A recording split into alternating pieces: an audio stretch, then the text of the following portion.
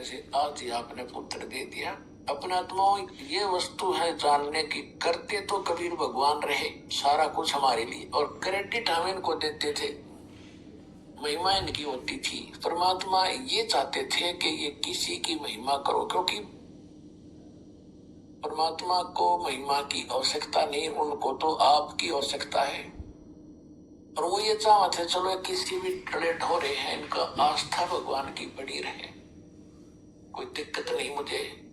और फिर इस समय तक परमात्मा ने आपको यहाँ लाना था कि आप में भगवान की चाह बनी रहे, चाहे गुरु मंदिर पूजो, चाहे मस्जिद, चाहे गुरुद्वारा या चर्च, या कि तो पत्थर पूजते रहो। जब आपकी आत्मा रोया करती है, जब पिछले पुनकर्मी प्राणियों की, तो उन पुनों के आधार से यही परमात्मा आपको ये सब कुछ देता रहा। तो अपने आत्माओं, जिस मालिक के नाम लेते हैं, चर्चा करने से भी हमारे रोम रोम खड़े हो जाते हैं,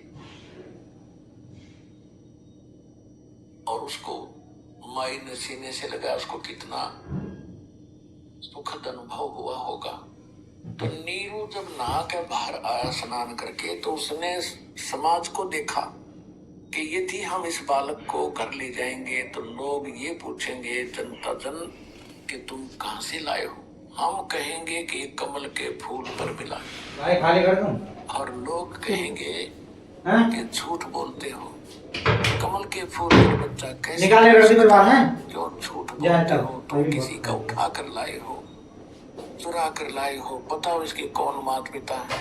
हमें पीटेंगे, बच्चा भी छीनेंगे, और नगरी से भी निकाल देंगे। उसने अपनी ये और इसके बिना मैं जी नहीं सकती, ये कति हृदय में मान लिया।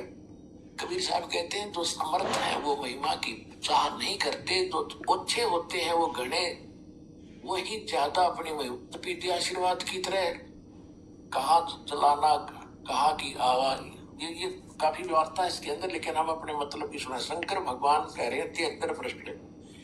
फिर वो चले गए वहां पर रामानंद जी के पास, उधर से नीरू। अब यहाँ देखो प्रश्न नंबर 74 पे ज्ञान सागर का हम यहाँ से पढ़ेंगे। अब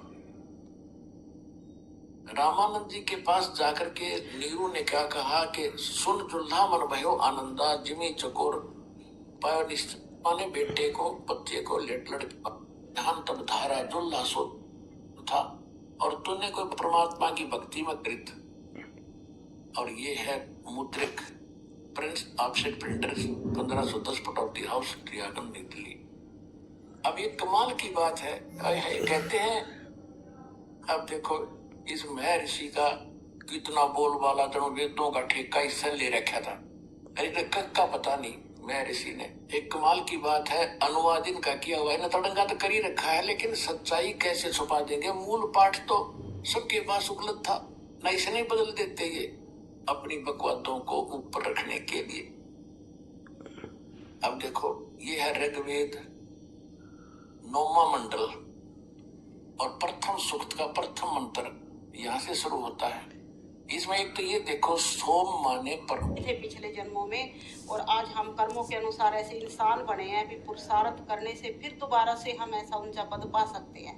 तो मन को बहुत अच्छा लगा, और उसमें लंबे टाइम तक मैं जुड़ी रही। सन 86-87 में मैं उनके संपर्क में आई थी।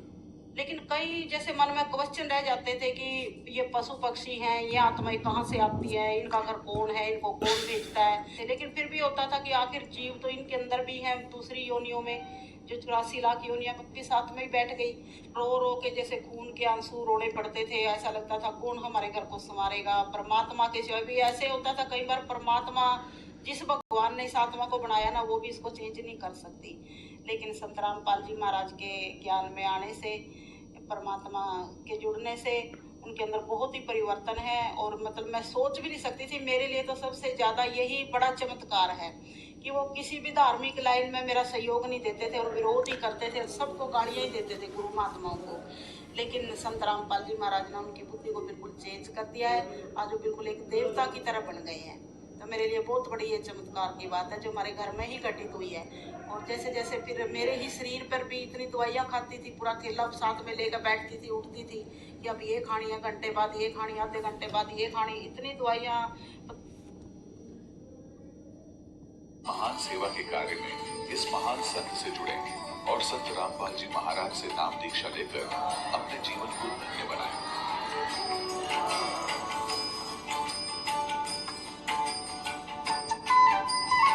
आश्रम तो वहाँ पे पूरा फैमिली थे, तो दोनों हम एक तरफ से ट्रेन इधर आ रहा था तो हम लोग बीच में खड़ा हो गए ताकि हम लोग ट्रेन उधर से भीड़ था स्टेशन इस साइड में आ गए, तो दोनों तरफ से ट्रेन आ गया। तो उस टाइम भी हम लोग का पूरा फैमिली था। उस टाइम हमारा फैमिली पूरा प्रॉब्लम में थे। सतगुरु रामपाल जी, संत रामपाल जी महाराज जी उस टाइम हमें बचाए थे। और मेरा पेट दर्द, माथा दर्द और हमेशा प्रॉब्लम रहता था, सर दर्द, पैर दर्द, इतना दर्द करता था कि उल्टियाँ भी होती थी, यहाँ तक की थी। कभी कभी ठंड, कभी गर्मी, इतना घबराहट हो जाती थी कि अब दवा। हट करने लगी अब प्रत्येक बात का, मेरी एक नहीं सुनती। छोड़ इस बालक को, ना तेरे लगाऊंगा 2 थप्पड़। उसी समय परमात्मा शिशु रूप में कहने लगे कि नीरू मुझे घर ले चलो, तुम्हें कोई